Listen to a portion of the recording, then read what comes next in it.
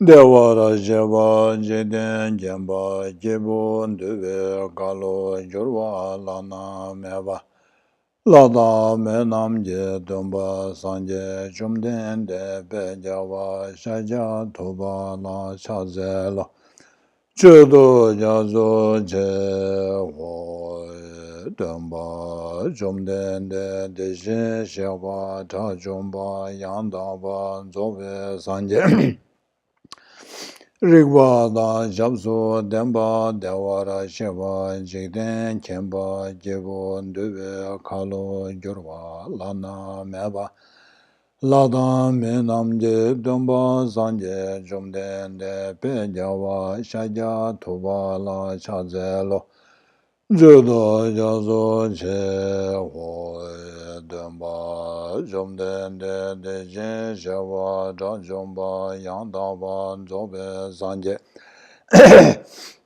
Rigwa dan jabzu denpa dewara sheva jigden kemba jebo ndube kalu gyurwa lana meba lada menam je domba sanje jumden de pejewa shaja tuba la chazelo chudu jazo che ho sanje chudan soje chonama la chanju bado tane jazo che dage chuje jebe sonama je dola penje sanje dobara cho sanje chudan soje chonama la chanju bado tane jazo che dāgī chūshī jībē sōnama jē dōlā pēnchī sāngjē dōbārā shō sāngjē chūdān sōjī shōnama lā chāngshū bādō tāne jāsō chē dāgī chūshī jībē sōnama jē dōlā pēnchī sāngjē dōbārā shō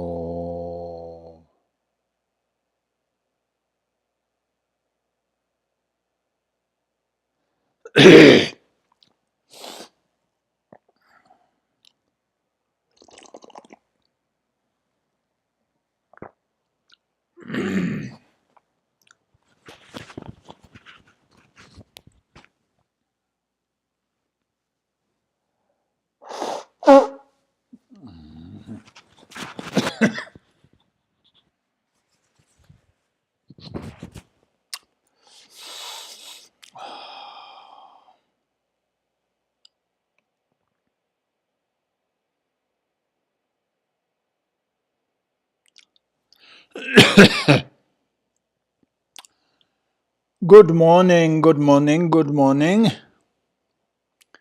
And I hope I am right to assume this is the English class because there has been a long gap and I've almost forgotten how to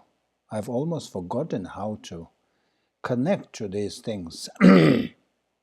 I'm using something called OBS. It's been for a while since I last used it. And I was even wondering whether for English class, do I recite these prayers or not? So that shows my age. I'm aging. I'm getting old. Anyway, hope everybody is well and everybody is enjoying the beginning of spring.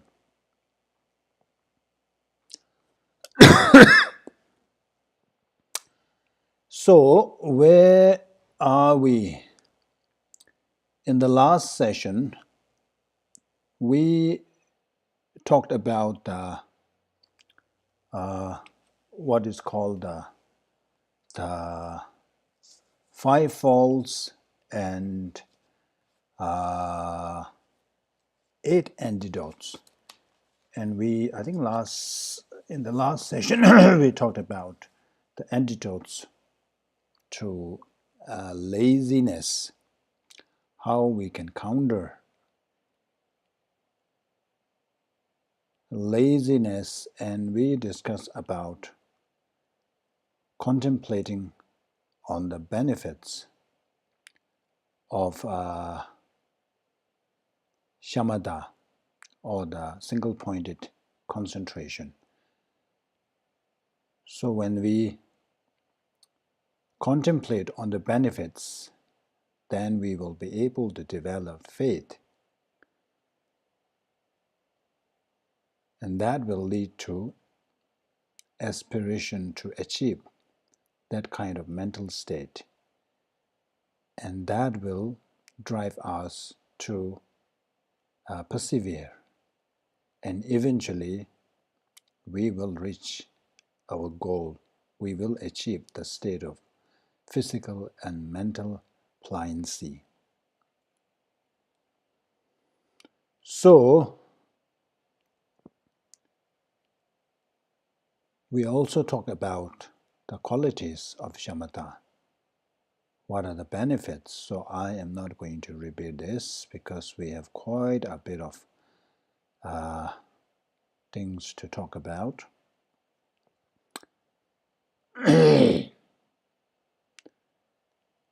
So now, getting into the actual meditation. So in order to begin our meditation, or in order to really start to engage in the practice or train in the stages to achieve shamatha. So first of all, we need to find an object. So this subheading, it is about what to do while focusing on the object of meditation. First, we need to identify the object of meditation. What is the thing? What is the object that we are going to focus our mind on? So generally, one can use anything. It can be a table, it can be a flower, it can be a painting, it can be a piece of rock, it can be a piece of wood. Even though any object can be an object of meditation upon which we rest our mind, which we cultivate the stabilization of mind. But because we are a Buddhist, it is better to focus on something virtuous. For that reason, it is suggested that we employ a Buddha as our object of meditation, because it has two benefits. On the one hand, that serves as object of our meditation. On the second hand, because we are remembering, we are kind of conjuring and focusing our attention on the image of Buddha, we also cultivate or accrue merit. So this is like what we normally, the saying goes, that killing two birds with one stone. So for that reason, the best object to focus on is the image of Buddha. And then comes, once you have identified the object of meditation, so next question is, how do we focus our mind on? What does it involve?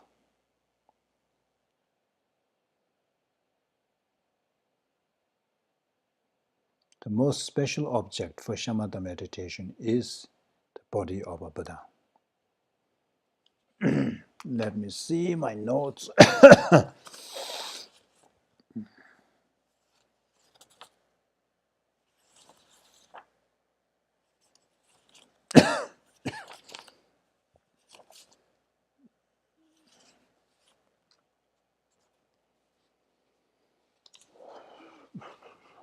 So here it says, okay, let's see what else is down here.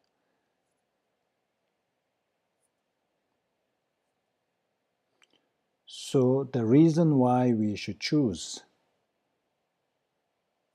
the body of Buddha as our object of meditation is that it creates tremendous amount of merit by just focusing on an extremely virtuous object.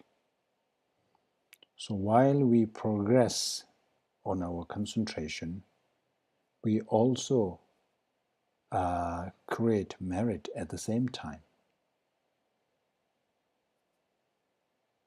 So this is like buy one and get one free. So we achieve double purpose, achieve shamatha eventually, and then also accomplish other benefits, such as remembering Buddha.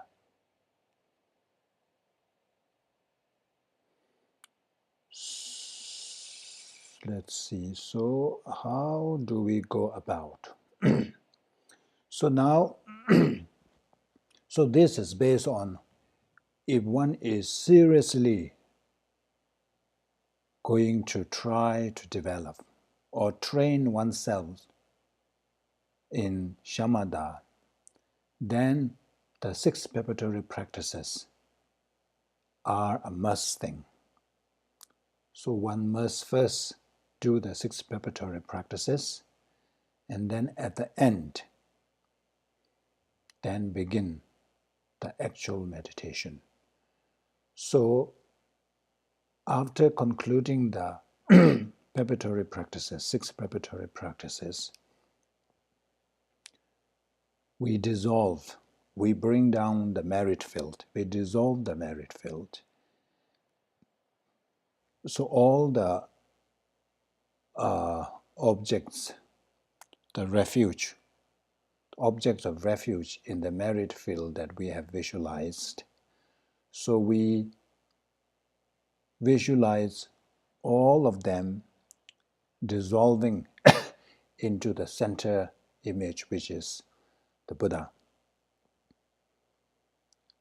It is one's own guru, but in the form of Shakyamuni Buddha. So all the other objects of refuge dissolves into the centerpiece, the center image, which is the Shakyamuni Buddha, one's guru in the form of Shakyamuni Buddha. And then, so there's only one object left in your merit field. So from that Buddha, from that, in the merit field, there's only one left, yeah? So from there, you visualize a replica of Shakyamuni Buddha, and then descends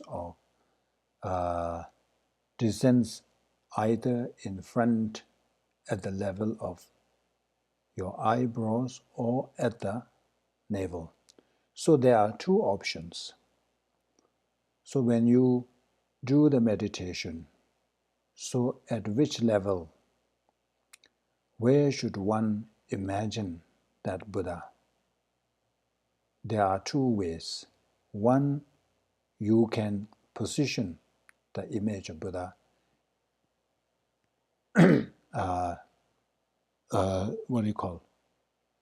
somewhere in front of your navel, at the level of your navel, but of course it is few maybe feet from you, but not at the navel, but at the level of navel. Let's see, here you go.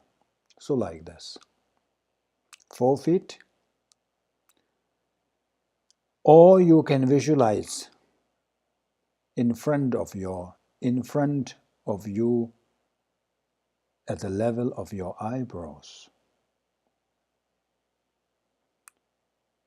So there are reasons, there are purposes of these two positioning or the location.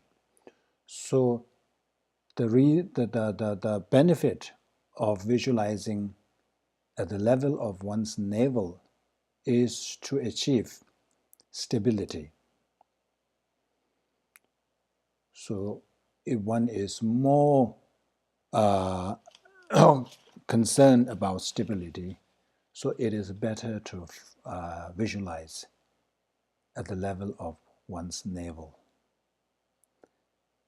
And the one that is in front of one's eyebrow, level in what do you call in front of eyebrow, is to help us with clarity. So both ways are correct. So whichever you find more comfortable. If you find more comfortable visualizing your object at the level of navel, go ahead. But if you prefer to visualize in front of you at the level of your eyebrows, that is also okay.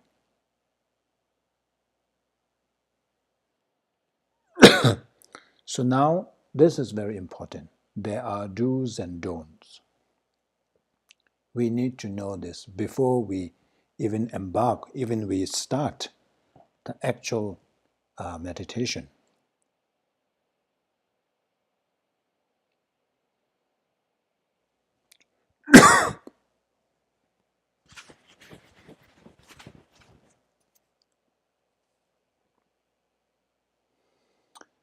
Solidify your mind's reflection by being firm on one object of meditation.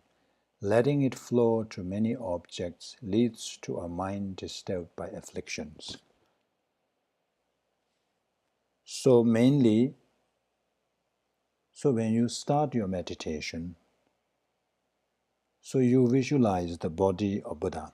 So first, here says, first conjure a rough image in your mind of the general body of the Buddha, including color, shape, size, and so forth.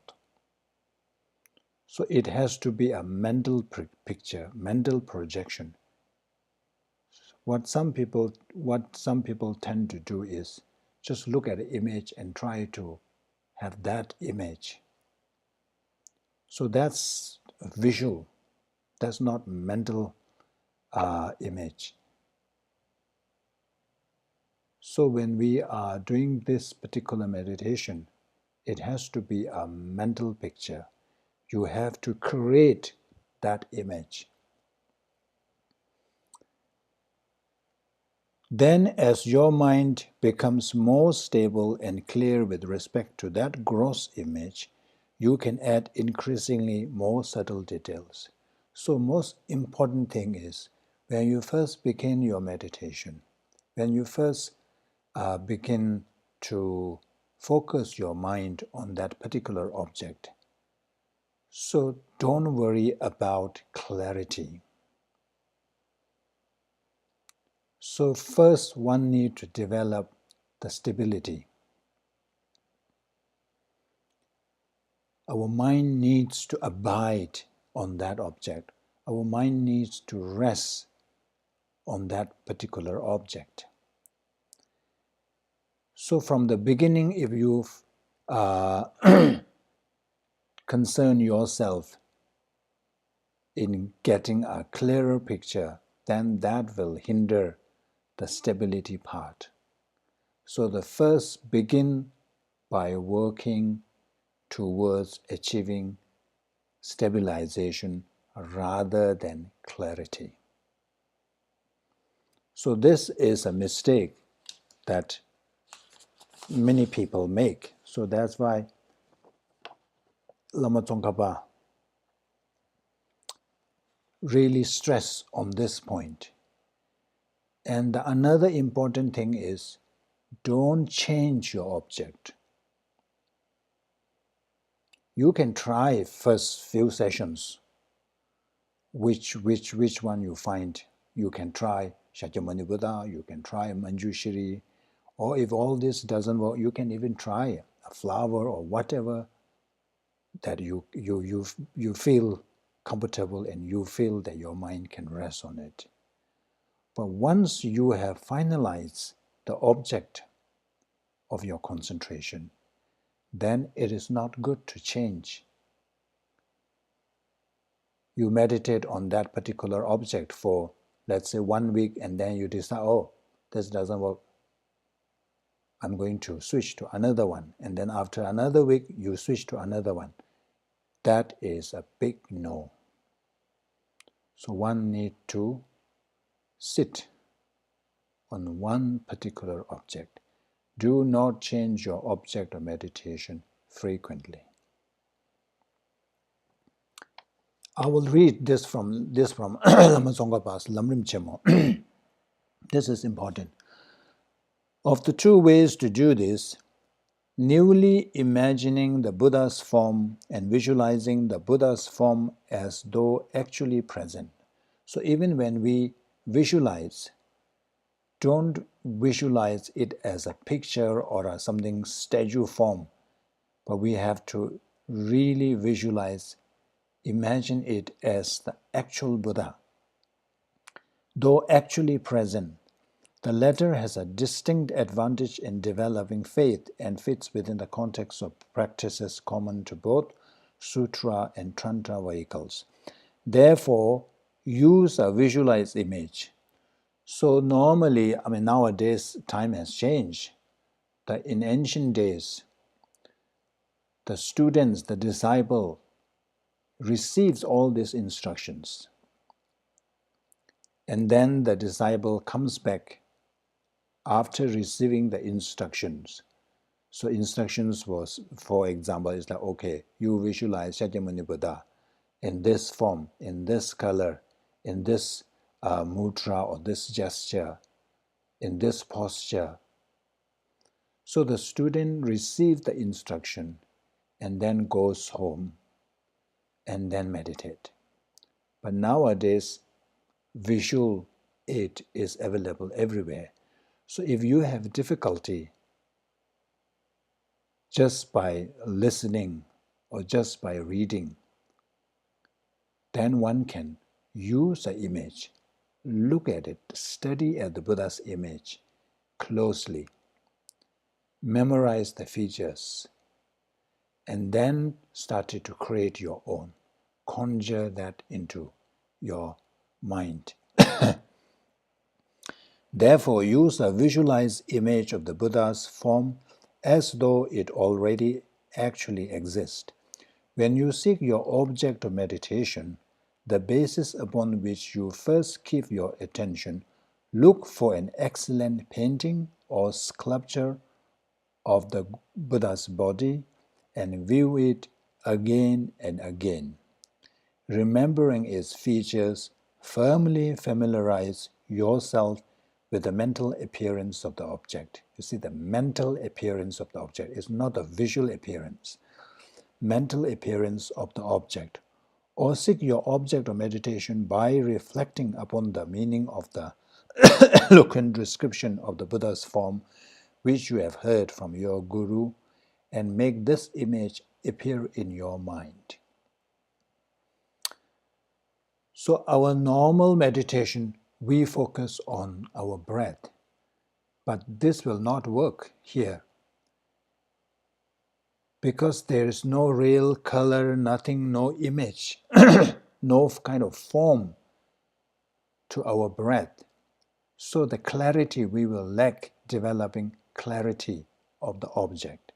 So it has to be something which has a form. So this is not easy. Focusing on our breath is much, much easier than focusing on Buddha's image. Maybe it's different to different people, but to me, it's extremely difficult. But obviously, if you repeatedly engage in that practice, in that meditation, in that training, it becomes easier.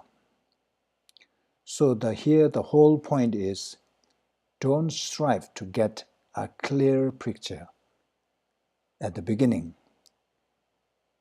Buddha is in the golden color. So even though you may not have all the features there, as long as there's something gross, something golden color there, it is advised to rest your mind on that rough image.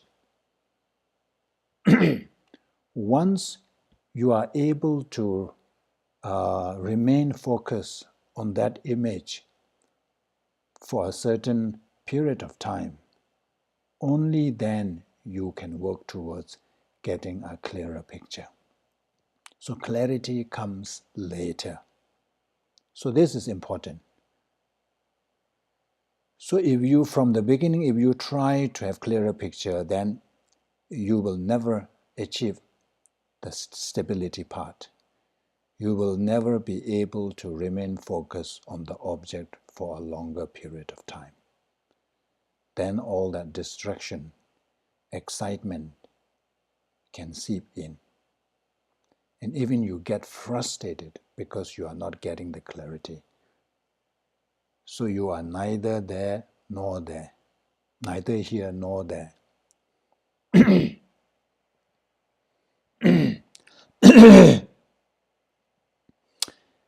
Furthermore, do not let the object of meditation have the aspect of a painting or sculpture. Learn to have it appear in your mind with the aspect of an actual Buddha. So just don't imagine it as a picture, it as an image or as a statue.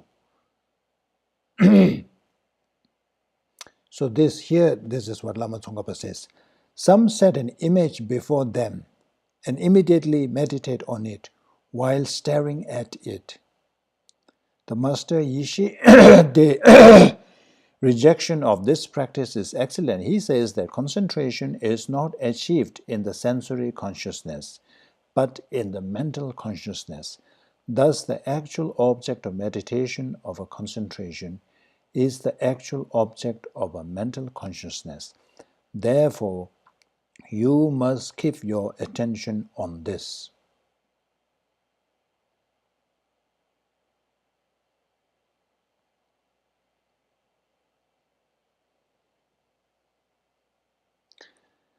It is stated elsewhere that at first you focus on the gross feature, and later, when these are solid, you must focus on the subtle. So let's say Buddha feature.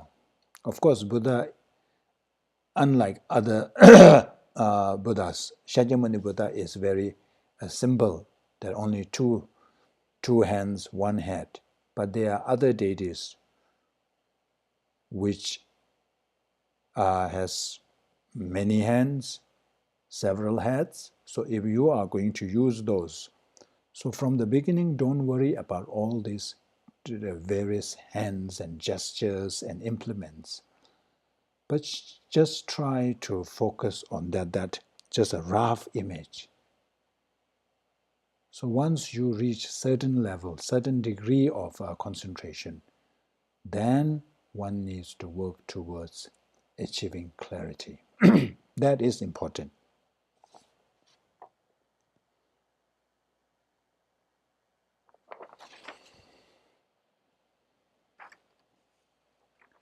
Only when you have earned concentrated attention should you focus in detail on the particulars of object, such as the aggregates and constituents. Do not strive to gain clarity at the beginning. So at this stage, when you are at the beginning stage, when you are just starting, stability is more important. So you first try to develop stability rather than clarity.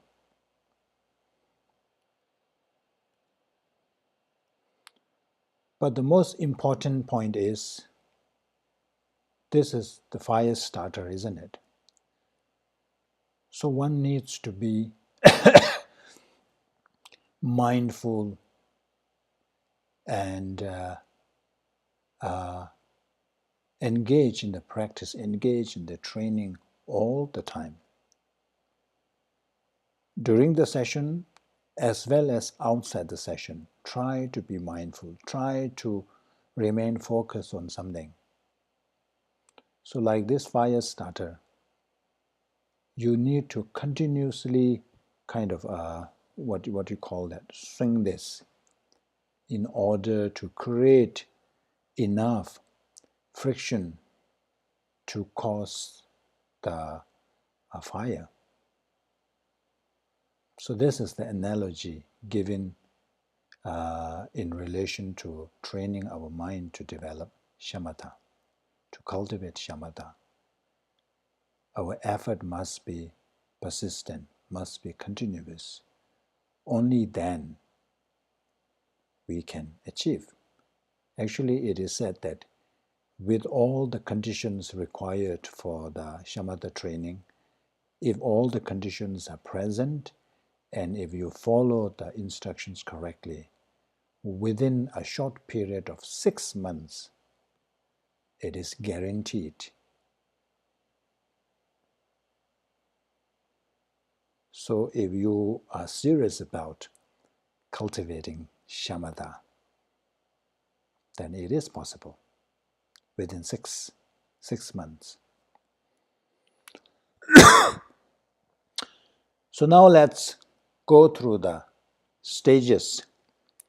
So before one arrives at the state of shamatha or that calm abiding, so one needs to progress through these 9 stages. Each stage has its own challenges, and each stage is like what you call milestone. The later stage is always progress, is an improved version of the first one. So there are 9 in total. So if you can see in the picture there, and I think many of you have seen this painting. It is a very common painting in Tibetan culture. And if you go to visit monasteries, normally at the entrance, most of the monasteries, they will have paintings on the wall at the entrance. And one of the painting is normally this. So this is actually the depiction of the 9 stages. So here you have a monk, elephant, you have a monkey, you have a rabbit, and then there are fires. Each one has its own significance or representation. The elephant, of course, it is our mind, untamed mind. The mind endowed, or I don't know, replete, is it, with laxity and excitement.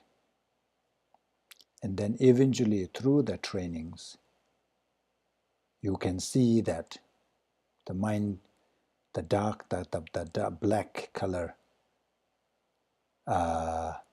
slowly dissipates, and it becomes pure white. And you also notice that the monkey, initially, it is the one who is going in the front, who is leading the mind. That's us. this distraction, this excitement, is the one who controls our mind.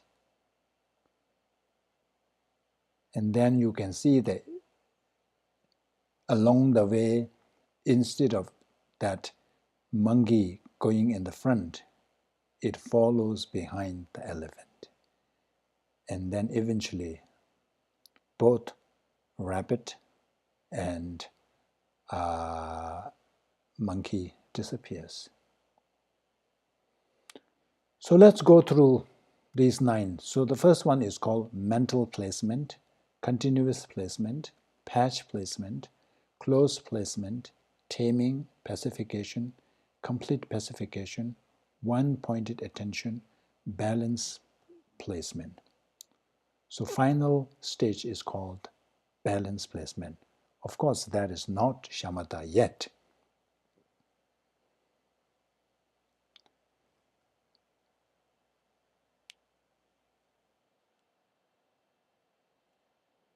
So what does these images represent? What do they depict? So you see, elephant is our untamed mind. And then black color represents laxity. Qingwa, we call it. The monkey, mind wandering or distraction. Black color, gross level of excitement. Black rabbit, subtle level of laxity. So you can see that at the lower stage, both rabbit and monkey are in full black, and then they exist. But later they disappears. So that's when you are able to, this shows that one has overcome the subtle laxity. There were no opportunities. The risk is too low. There is no real danger of risk of laxity or the excitement. Rope mindfulness. You see that monk, he's carrying 2 things. One, rope.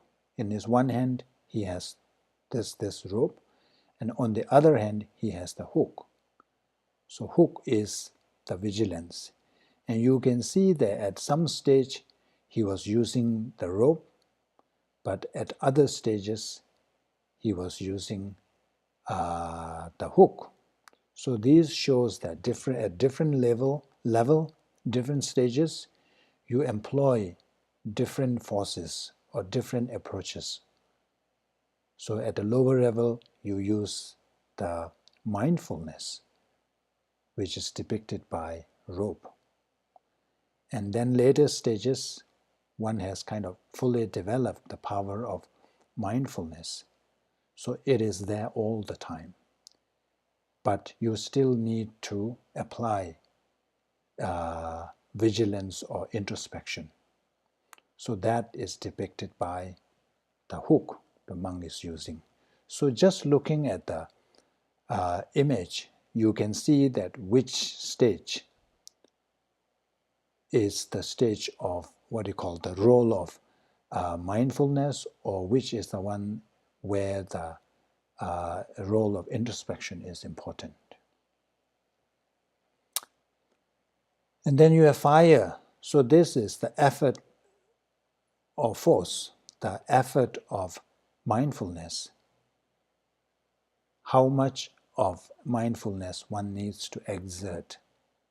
So some stages, fire is quite big. So that means that mindfulness, the force of mindfulness is necessary. But later stage, you don't need that. And then you have 6 curbs. These are called the 6 powers, which we will talk later.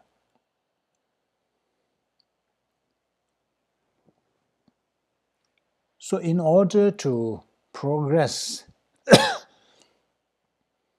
in our these 9 stages. So at the different stages, the practitioner uses various forces. For example, the first one, the main force or the main approach or the power they use is force of hearing, force of listening. So the first one is mainly achieved through the power of listening. This is because you approach your teacher and you receive the instructions how to do the meditation, how to train in cultivating shamatha. So that is the main force or main thing that you rely on. Without that, you don't even know how to begin the meditation. And then in the second stage, so now whatever you have listened to, so you use, you reflect on the way of meditating. You contemplate on the features of the Buddha, whatever the instructions you have received.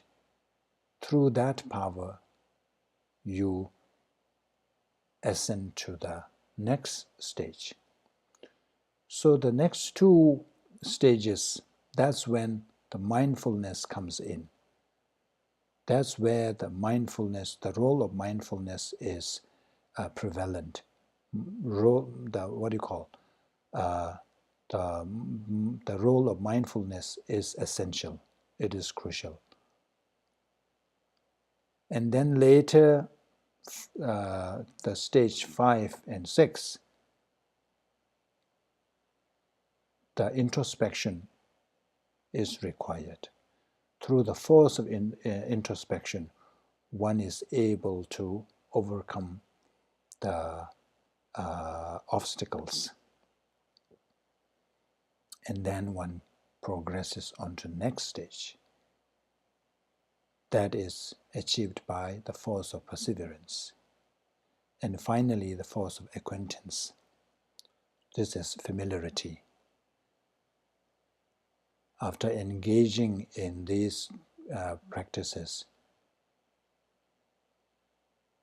for a long time, being familiarized in this for a long period of time, then one becomes, or one achieves, the final stage, the balanced placement. And there is also something called attentions, 4 attentions. So these are categories.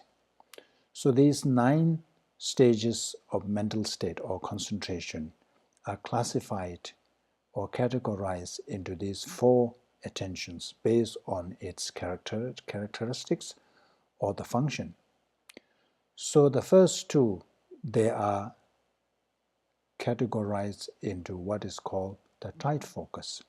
So these first 2 stages are called tight focus because these are the initial stage, the beginning stage, where you hardly have any stabilization. You cannot even rest on the object, meditation object, for even 10 seconds. One, of course, later you can improve. But at the beginning, the remaining focus on the object is very short. Because of that, one needs to really exert, really strive and exert energy and effort. So that's why they are called tight focus. And then once you reach the 3rd stage, 4th stage, 5th stage, then you are able to remain focused on the object for a longer period of time. Of course, every now and then there are intermittents, there are breaks, your mind wanders, or you are hindered by the laxity. The laxity overcomes and you fail to have that tight hold of the object. So it is not all the time not focus, but there are intermittents. There are times, most of the times you are able to remain focused, but there are times where you are not focused on the object. So that's why it is called intermittent focus. There are breaks in between. There are gaps in between. And then once you reach the 8th stage, it is called uninterrupted focus. At the beginning, if you are able to kind of set up this intention to be mindful of the two obstacles, then one can remain in concentration the rest of the period. It could be hours, it could be days. There will be no interruption. So that's why it is called uninterrupted focus. And finally, you don't need to exert any effort.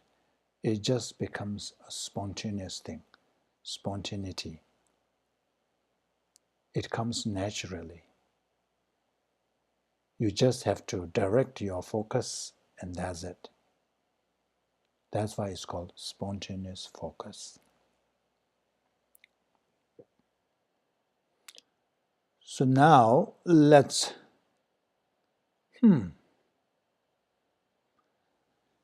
see. We are already 10:47. Let's see whether we can finish today. So before we dive into the individual stages, I wanted to remind you about these two obstacles, because this will come again and again in the stages. So you have these two major obstacles: excitement and laxity. So excitement, remember we talked in the last session, here the excitement, they didn't call mind wandering, they didn't call distraction, they call excitement.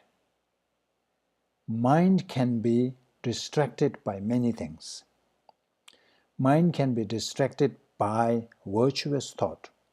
Let's say if you are doing meditation, suddenly if you think of some situation where your compassion arises, so at that time your mind is distracted by compassionate thought. You are now thinking compassionately about something else. Your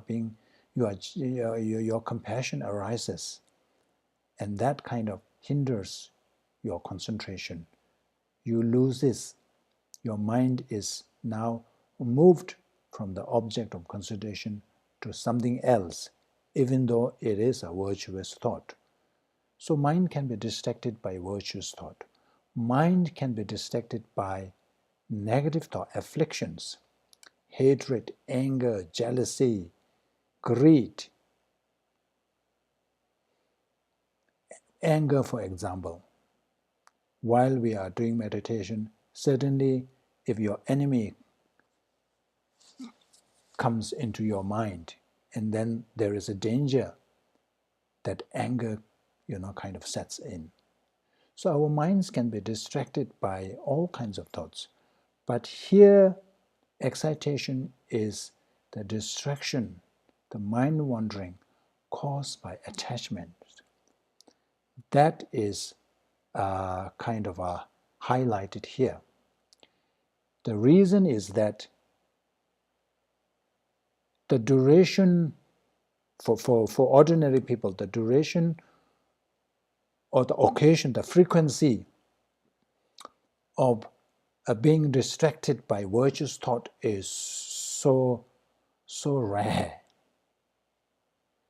And anger and all these things, not as frequent and not as long as the desirous thoughts, the attachment. So that's why they purposely use excitement. So I don't know whether it's a perfect translation. In Tibetan, we call it kweba. So this is a part of our attachment. So the mind that is distracted due to attachment is called excitement here. So there are two types. You are already familiar with this. We have the gross, we have the subtle. So the gross is when your mind moves from the object of meditation, when your mind wanders off the object of meditation. That is the gross level of excitement. That's easy to understand. But then there is the subtle excitement in which your mind does not wander off the object. Your focus is still there. Your mind is still focused on the object, but at the site, something's happening here. Even though you are still focused there, but at the side there are some things going on. There is this need to be distracted, I don't know, need to move off the object. I think from your own experience, you can tell. So that's excitement, these two levels of excitement. And likewise, you also have two levels of laxity. So laxity, your mind's way of apprehending the object of meditation is slack, and it does not apprehend the object with much vividness or firmness. So even if it is limpid, if your mind's way of apprehending the object is not highly vivid, then laxity has set in. So laxity, the gross level of laxity is that when you focus your mind on the object, you don't get that, you can't get that clarity. It's like something has covered. There is a veil on the object of meditation. So you cannot get that. That's the gross. But the subtle level of laxity, the subtle laxity is very difficult to identify. That's why many practitioners in the past have mistaken this subtle laxity as a concentration, as shamatha, even shamatha. And they remained in that meditation for hours, for days. That's very dangerous. So what it is that you have the clarity there, but its holding, its apprehension of the object is not tight. You are holding it very loosely. So it's like if you are holding something in your hand, there are ways you can hold it tight or you can hold it loose. If you hold it loose, of course, whatever you are holding will fall. So this one, even in the commentary, says that these can be only understood through one's own experience.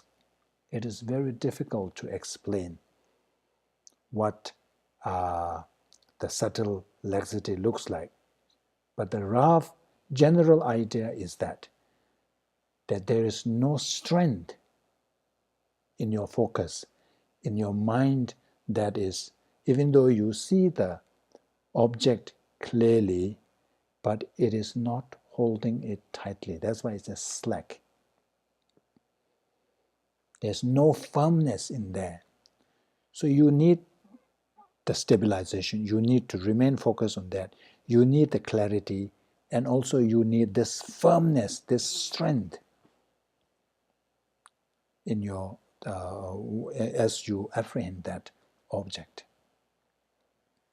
So this one, is just a reminder. So because we will keep talking about these two things. So now, the first one is the mental placement.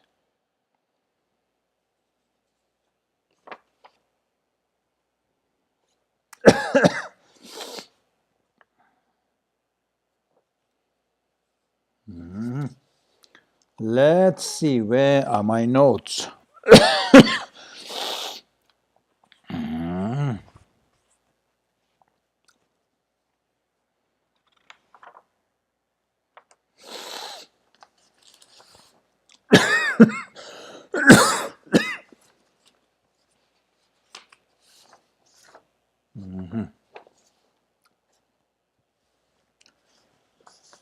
So the first one is called mental placement. In Tibetan, we call it jogpa, sem jogpa. So this is the common. This. I think with this we are all more or less at this stage. This is what we do. So this entails thoroughly withdrawing your attention from all outside objects and directing it inward to the object of meditation. So this first stage, let's say if you have not heard about meditation, so you listen to somebody teach you how to do meditation, and then you go home and try to meditate. So when you sit down to meditate, of course, you are bringing your mind inward. So normally we are all the time outward. Our mind goes outwardly. So now we withdraw the mind from external things and try to bring in. And then you focus your mind on an object. So in this case, let's say we have conjured in our mind a Buddha. And then we try to remain focused on that. So that's the first stage. I think we all are in first stage. I have come across, I don't know whether that is the second stage. Some say that, I'm not very sure whether it's the first stage or second stage. So I have come across in one text it says that if you are able to remain focused on the object for the duration of reciting, let's say duration of, let's say this it will be easier. So if you focus on your breath, breathe in, breathe out, you count as one. And at the same time, while you are counting your breath, you focus your mind on your breath. And if you are able to do that 21 times, then it is said that you have achieved this first mental placement, first stage. So you know whether you are even at this first stage or not.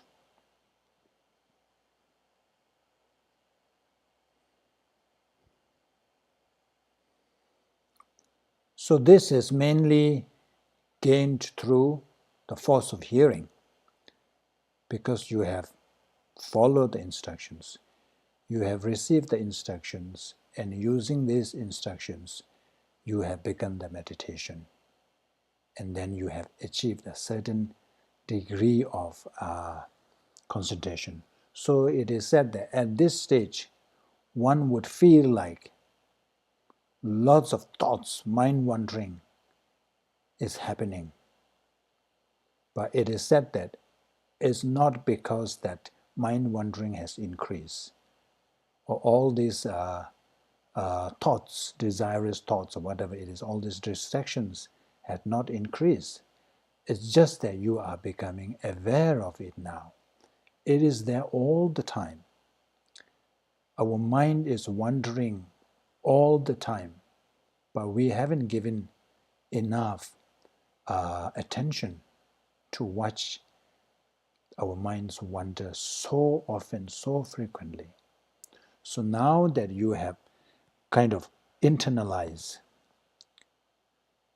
now you have started giving attention to your mind, and you see this is happening. It is like if you live at the side of a road and there are many cars passing by, but you would hardly notice that. But one day, if you if you decide to Watch how many cars passes by within 5 minutes. You will be amazed. Wow! Within 5 minutes, 100 cars pass by. So it's kind of overwhelms you, and it's kind of a surprise. But this is happening all the time, every day. But only now, when you started to observe closely, you notice it. So this first stage is like that. Only when we give attention to our mind, we notice how frequently our mind wanders, how difficult it is to remain focused on one object. So that's the first stage. So you can see the image. So the first, you can see that everything is black. And even the monkey is leading the mind, leading the elephant. And the monk is chasing after that, both rope and the hook. So now after the first stage, so when you continue doing meditation, what will happen is you will arrive at what is called continued placement. So now the duration of your remaining on the object becomes a bit longer. Your attention that was initially directed to the object of meditation does not stay elsewhere, but is continuously set upon the object of meditation. Of course, it does not mean that it doesn't stray at all, but compared to the first one, it is a bit longer. The continuity is longer. That's why it's called continued placement. You are able to remain on the object of focus, much longer compared to the first. So let's say at the first stage, if you can only rest your mind for 10 seconds. Now you can do more than that. The second is when it is said that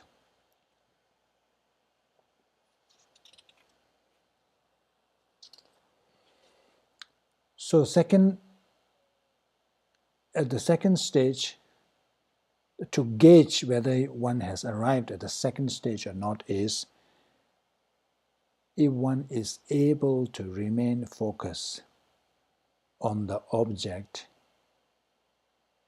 for the duration of one, what do you call,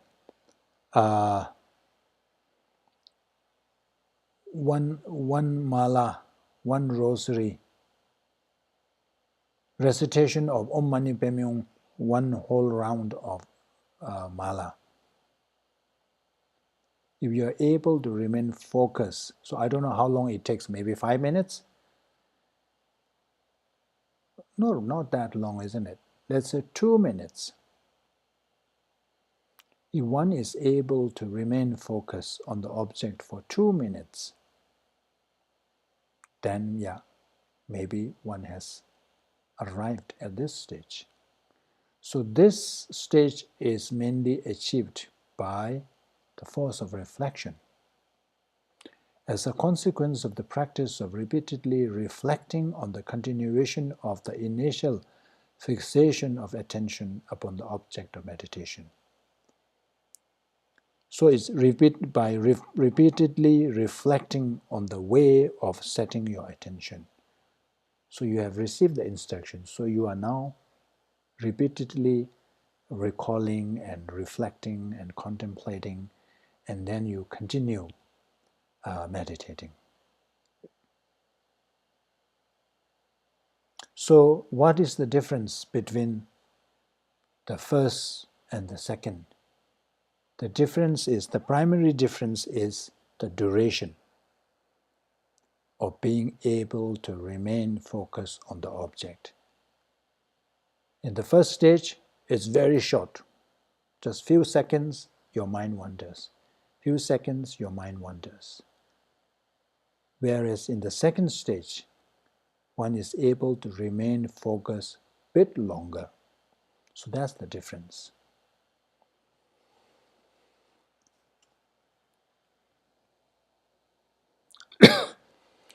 So now, after continuing with the meditation, then one will arrive at what is called patch placement.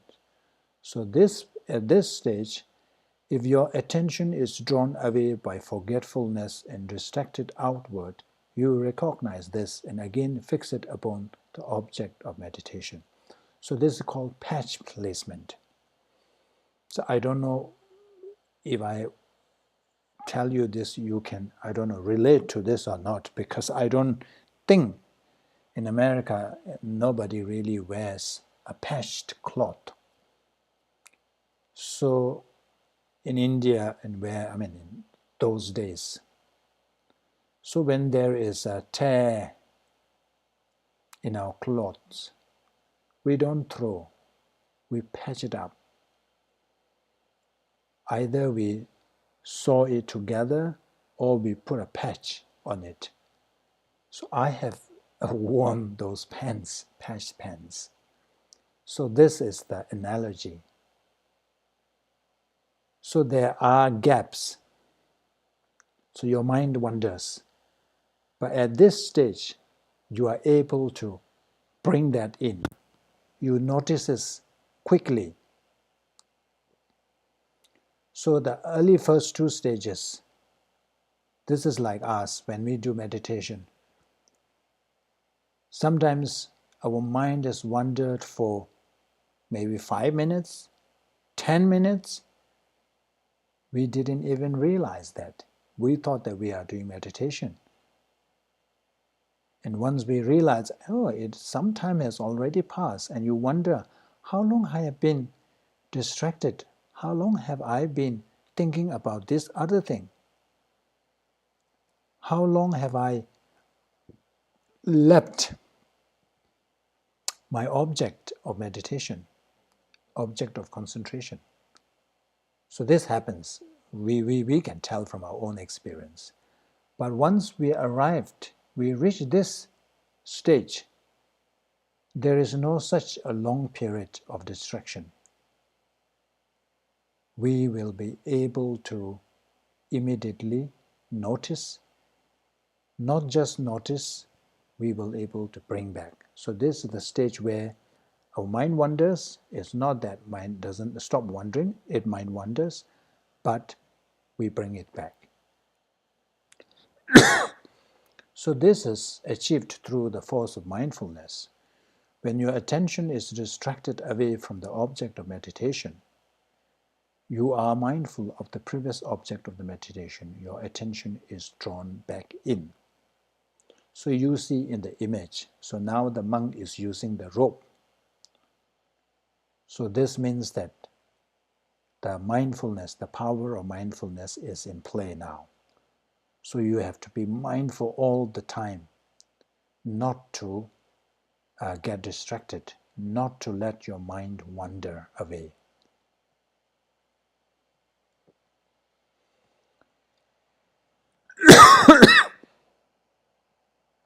So what is the difference between the second and this one?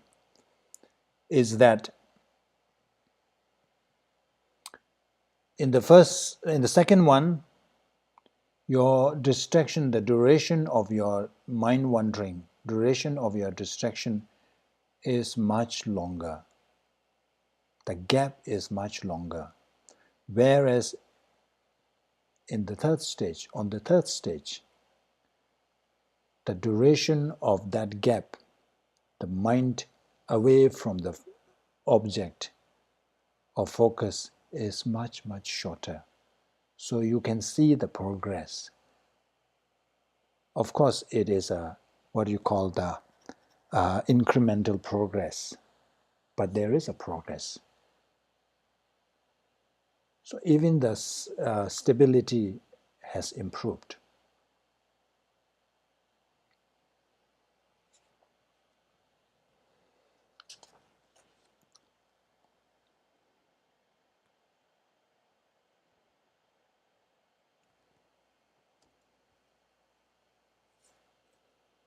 So the difference is the length of time one remains distracted. So in the third stage, that time is very short. So now we progress on to another stage, which is called the close placement.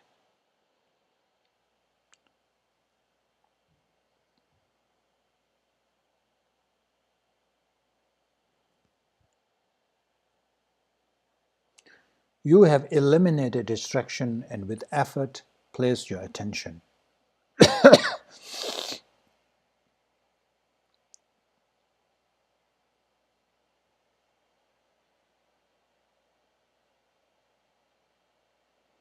So from this stage, at this stage, you are still employing that force of mindfulness. But here, from the beginning of the session, so you employ that mindfulness. And at this stage, the gross excitement is kind of eliminated. It doesn't happen anymore. So your mind does not wander. Your mind does not wander away.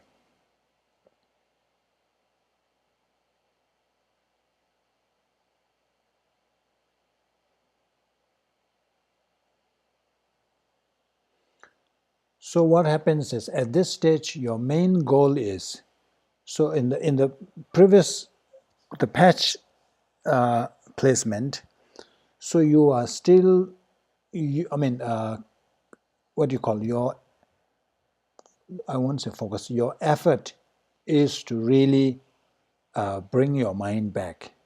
As soon as it wanders away, you try to bring it back. So you are concerned about that. You are putting a lot of effort in that. But here now, this does not happen. So now you really drill down on the object. So you really try to kind of, distill, or you try to really remain focused on the object. Because at this stage, the mind wandering does not happen. I'm talking about the gross. So this is the first time mind wandering ceases.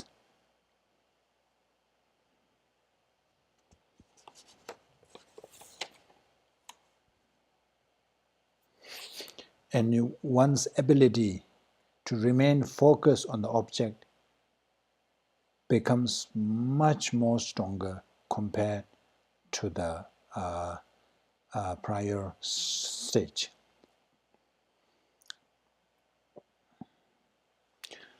So by this stage, you have fully kind of achieved the power of mindfulness. So whatever the power is there to ripen has already ripened. So you don't have to strive to have mindfulness. It is there all the time.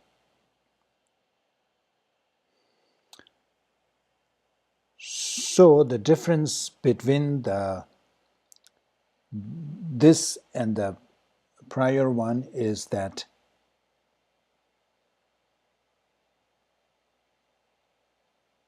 this is the fifth one, is a Linde Jopa, close placement.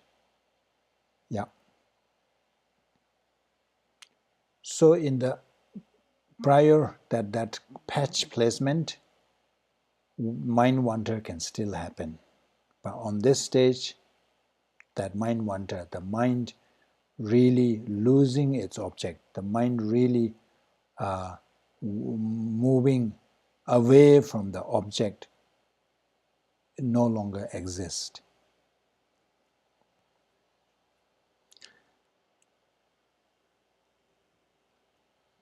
And then we progress on to the fifth one. So reflecting upon the advantages of concentration, you take delight in concentration. So what will happen is,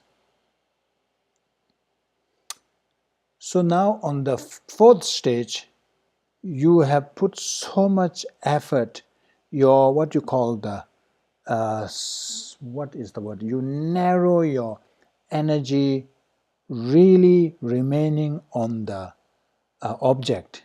So that is, you have overly internalized. You really try to avoid any distraction, so you focus so much on the object itself, mind remaining internally. So what happens is, when you do that, overly do that, there is a danger of mind, that the laxity setting in. Overly internalization brings about laxity. Then the strength of the apprehension kind of loses, and it started to become loose, not so tightly holding the focus. So for that, one needs to employ the force of introspection. So when you have to watch whether that is happening or not, because sometimes you don't notice. So force of introspection is so important at this stage. You have to watch whether that laxity is seeping in. Of course, the grosser is hard to come, but the subtle one. So what one has to do is to reflect on the advantages, because your mind has kind of sunken in. The mind sinks when you overly internalize. So now you need to raise that up. You need to kind of make it lighter. So for that, one need to, when you realize that this is happening, so you start contemplating on the advantages of shamatha or concentration. You can even reflect on the precious human rebirth, how fortunate one is. So when you do that, it lifts the mind up. Then instead of kind of sinking down, it lifts up. So that acts as an antidote. So this is what happens at this stage. So mainly to watch out for the laxity. So when this happens through the force of introspection, when one notices that is happening, then one applies the antidote, which is to try to lighten up the mind through reflecting on the benefits of shamatha and other things, so that you are not so down, not so low. So that that's what it says. You take delight in concentration. That kind of boosts your mind, brightens up, lightens up, and then you are able to continue having that tight hold on your object.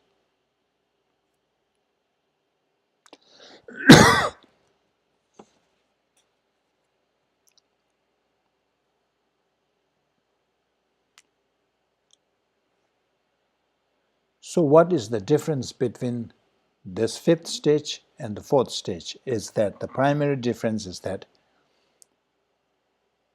at the fourth stage, this gross laxity can still occur, whereas on the fifth stage, the gross laxity has no room, no space. It cannot come. One has arrived at the stage where gross level of laxity cannot hinder you anymore.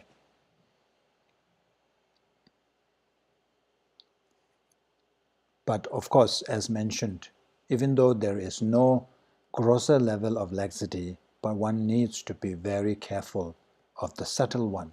So that's why the introspection is so important. And then we progress on to the sixth stage, which is pacification. So regarding distraction as a fault, you quell any dislike for concentration. So pacification, shiva japa. So this one, now what happens is the danger over here is, remember in the earlier stage, there is this danger of subtle laxity setting in. Because of that, one needs to be vigilant. And when this occurs, even a sign of that's happening, one needs to employ the antidote, which is to reflect on the benefits and all this. So what happens is, when you do that, when you overly do that, there is a danger of distraction or the subtle excitement setting in. So that's why it is very balanced. You have to have this balance. You do this in a very balanced way. If you do this too much, then this sets this thing. If you do this too much, this goes down too much. So you need to have balance.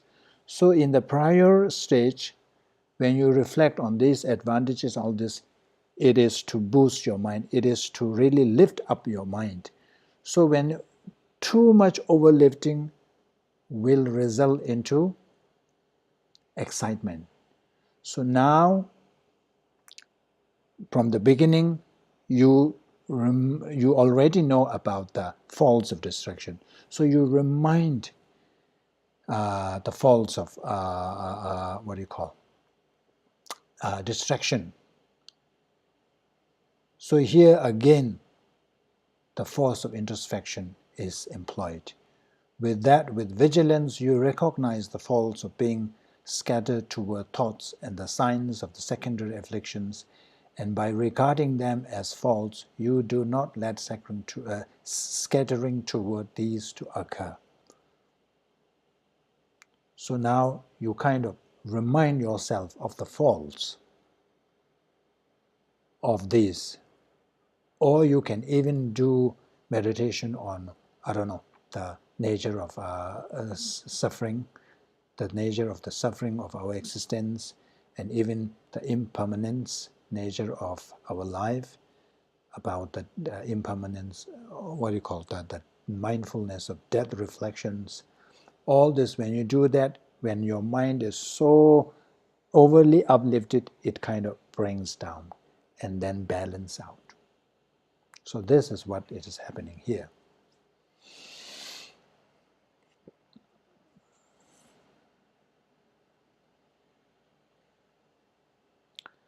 So the primary difference between this stage and the prior stage is that at the prior stage, one needs to be very mindful, very careful of subtle laxity. But at this stage, as you see in the image, that the monkey is no longer on the elephant, it's gone. So you don't need to be concerned too much about the subtle laxity. That's the difference.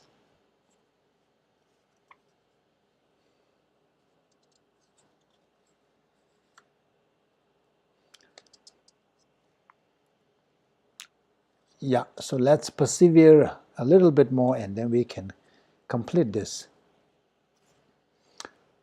So now we come to the seventh stage, complete pacification. This entails the fine pacification of the occurrence of attachment, melancholy, lethargy, sleepiness, etc. So this is now done through the force of perseverance.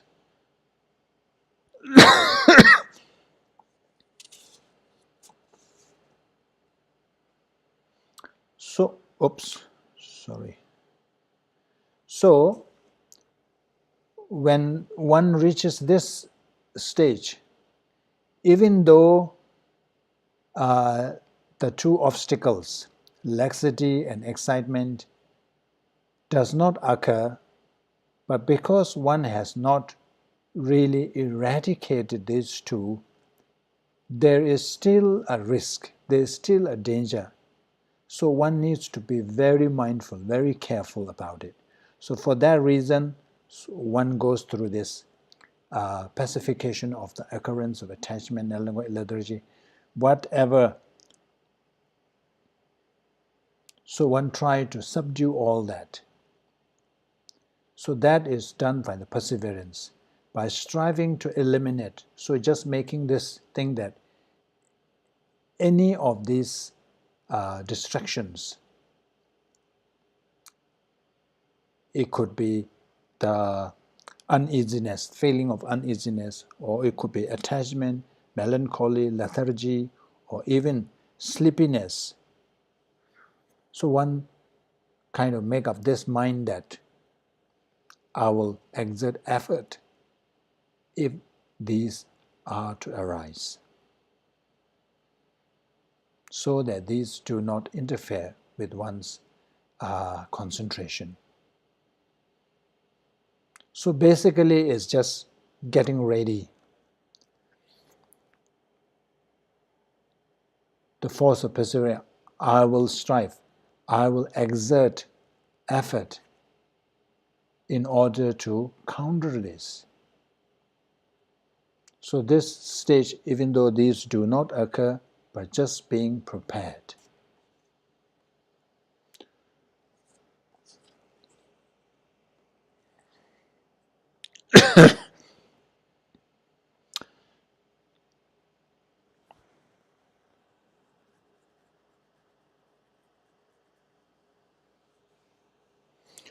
So at this stage, even there is any distraction to arise, but because of the force of perseverance, one is able to subdue all that.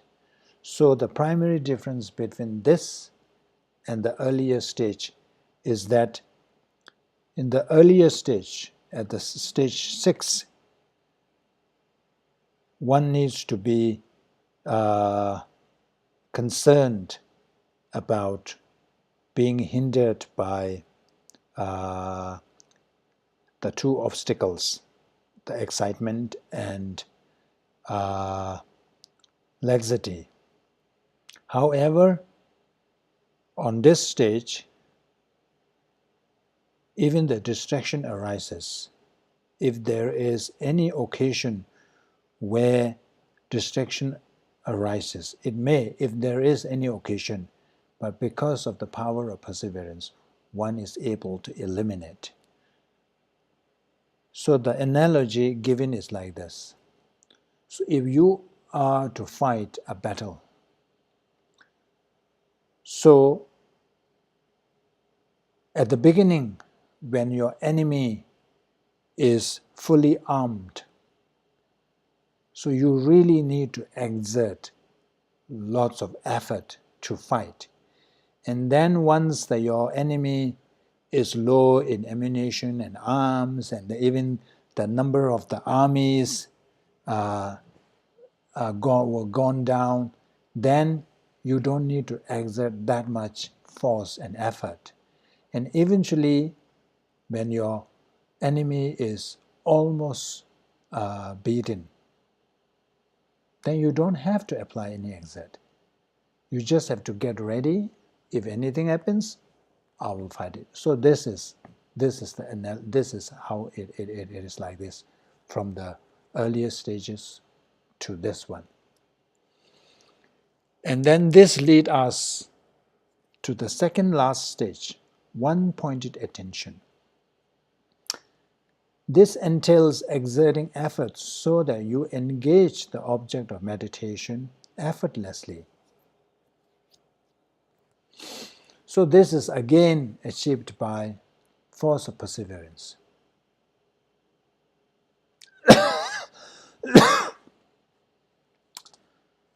So once one reaches this stage, then we are almost there.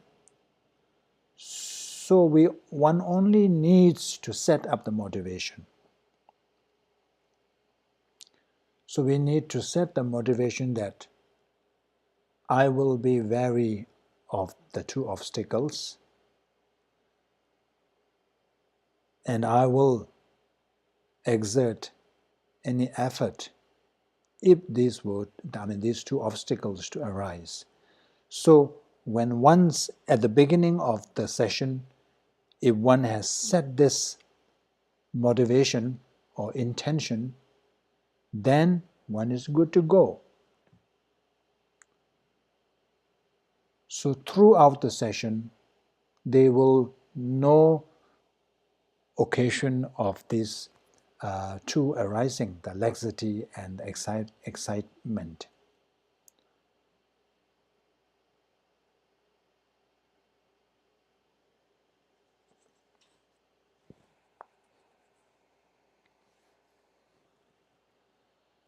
So that would be wonderful, isn't it? Even if we achieve this one, even if we haven't reached the Shamatha level, even if we were to achieve this, that would have been so great. So is that once you set the motivation at the beginning, then how long the session is, one is never distracted. One remains focused on the object.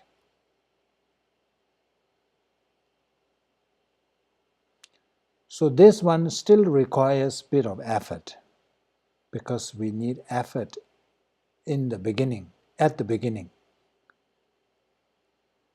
Once we set that intention, then no effort is required. And with this, continuously doing training in this way, then one will achieve the final state of concentration, which is that no application, with no application and with spontaneity. So now you just have to direct your attention.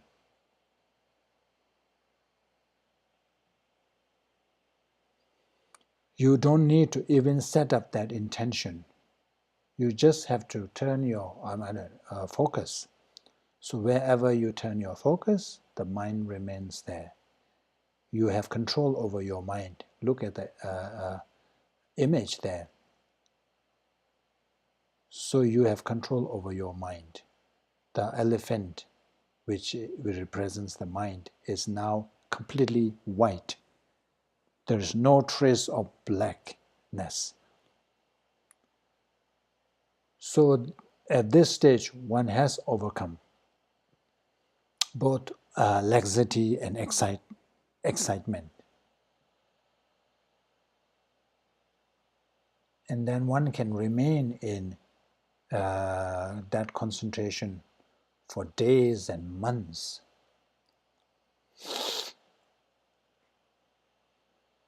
So this, you accomplish the mental state of balance placement with the force of great familiarity with the above. You develop effortless, natural concentration.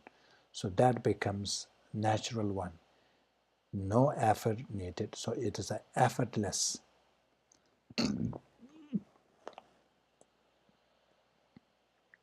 So this is achieved through the force of acquaintance, being familiarizing with the earlier stages, doing persistent, continuous meditation. One achieves this state of mind where one has full control of our mind, of your mind.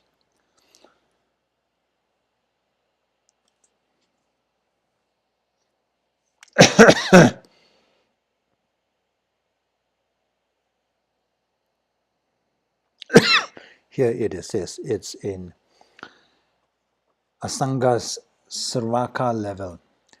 As a consequence of dedication, familiarization, and frequent practice, you reach the path of both spontaneous and natural attention. With no application and with spontaneity, your mind enters into a flow of concentration that is without distraction. In this way, it is concentrated.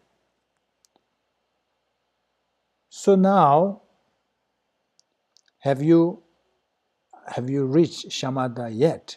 But still not. Even though you have full control over your mind, you don't need any effort. It becomes spontaneous, but still you have not achieved shamatha. So what is the measure of successful cultivation of shamatha? So I'm not going to go into detail. I will just read this. These are from Lamrim Chemo. quoting from Kamalashila. For you who have cultivated shamatha in this way, when your body and mind becomes pliant and you have mastery over your mind in directing it as you wish, at that time you know that you have accomplished shamatha. So even at the ninth stage, you have achieved that level of concentration. But because you have not achieved pliancy, physical and mental pliancy, you have not achieved shamatha. In order to achieve shamatha, one needs to achieve pliancy. Remember pliancy from the earlier sessions? Pliancy is this one, the flexibility, that serviceability. At the moment when we want to do meditation, when we want to spend our time doing some virtue, physically we get tired. Physically we feel exhausted. And mentally there is agitation, there is unease, there's discomfort. But the minute you achieve this pliancy, there is no unease, there is no discomfort physically nor mentally. That is why when you achieve shamatha, you can remain in that concentration for ages, because the body, whatever is preventing that flexibility is already kind of eradicated. Sometimes they use dysfunctionality of the body and mind is already removed. So now you can function all the time, anytime.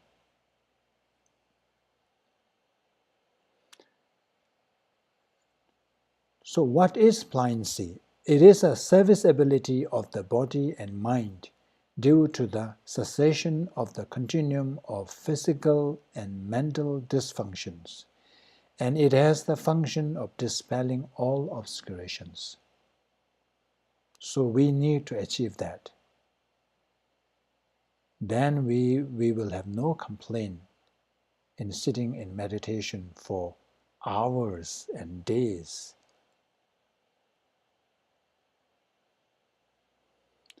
So now this talks about the stages. So what happens? So when you reach the ninth stage, and then you still continue meditation, and then these are the signs where you are achieving pliancy. The portent of the occurrence of easily discernible perfected pliancy is this: persons who are striving to cultivate concentration experience a sense of heaviness and numbness of the brain, but it is not an unpleasant heaviness. As soon as this occurs, they are freed of the mental dysfunction that obstructs their delight in eliminating afflictions, and mental pliancy, which is the remedy for this dysfunction, arises for the first time. So when this happens, there's a lot of bliss. But of course, if it's too much bliss, it is not good for your concentration. So it has to first, before it becomes shamatha, this has to kind of cool down, or whatever you call that. Then, due to the power of arising the pliancy that makes your mind serviceable, an energy that is a cause for physical pliancy courses through your body. Once this energy has pervasively coursed throughout the parts of your body, you are freed of physical dysfunction, and physical pliancy, which is the remedy for physical dysfunction, arises. Once this saturates the entire body, there is an experience of being as if filled with the power of this serviceable energy. Thus, when physical pliancy initially occurs, due to the power of energy, there arises a great sense of well-being in your body, And on this basis, there also arises in your mind a most exceptional experience of that pleasure.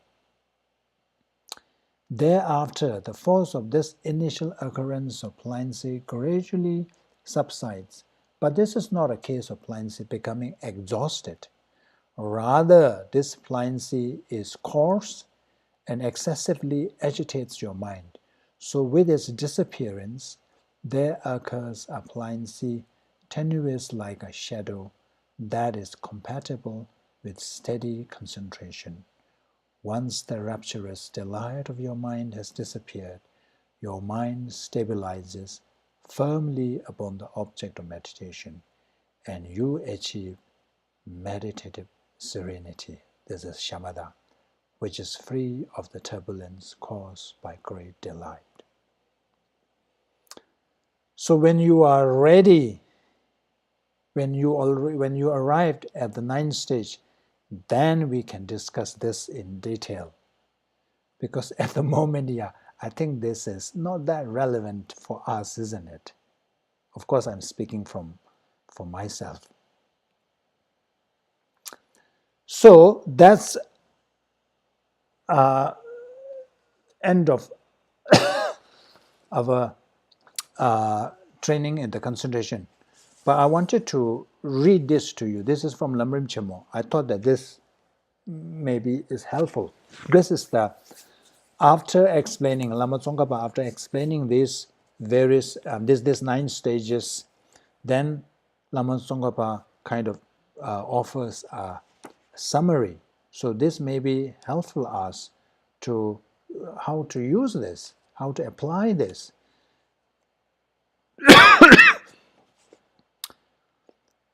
So it says, therefore, in summary, first of all, follow the personal instructions that you have heard and correctly apply the method for setting your attention in a balanced fashion.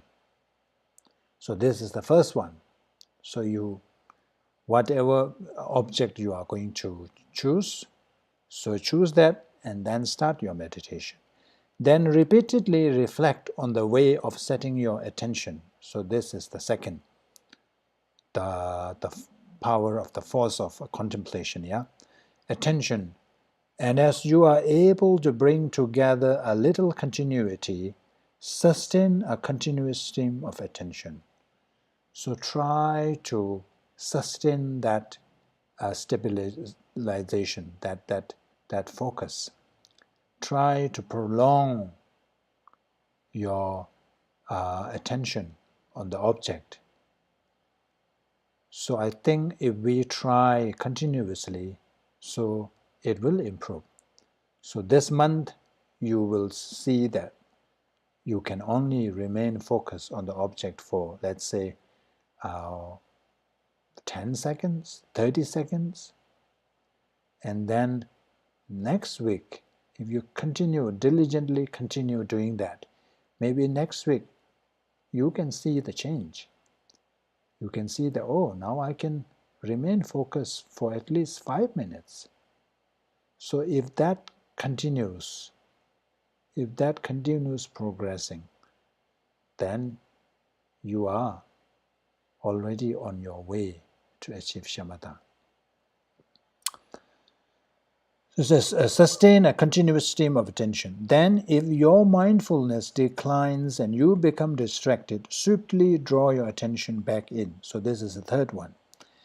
And quickly become mindful that you have forgotten the object of meditation. Then generate powerful mindless, this is fourth, and bring forth the force of mindfulness that prevents distraction away from the object of meditation from the outside. By accomplishing forceful mindfulness and by seeing the faults of laxity, excitement, etc., which distract the attention away from the object of meditation, develop intense vigilance to monitor your attention. So these are all leading to these stages, the 9 stages.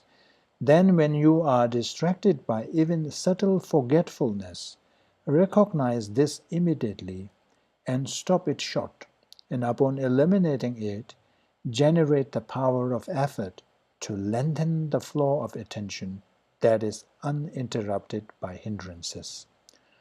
Once that has arisen, you master familiarity by meditating with effort, and you accomplish the ninth mental state in which your concentration becomes effortless. Therefore, until yogis attain the ninth mental state, they must exert effort to apply their minds to concentration. But upon attaining the ninth mental state, even if they expend no effort for the purpose of settling the mind in a meditative equipoise, their minds automatically become concentrated. So this is a summary, and this is also how we should go about, applying these 9 stages. I think that's about it. So it's already 11:46. Okay, let's stop here. Tage chini sabe jawa de tendan rowa kunla kangben da kebara chizun losan tawaye tembe nyingbo ringdo seje sho jambe bawe chedara kemba da kundu sangbo tenyang teshin do teda kungi jesu taloj Gyawa deda tamje rabdo ngo deson shekbe gyawa tamje je ngowa kanla shodo ngaba dagi gewe zawa digun jan zambu jeje rabdo ngowa gis. Thank you all. Thank you.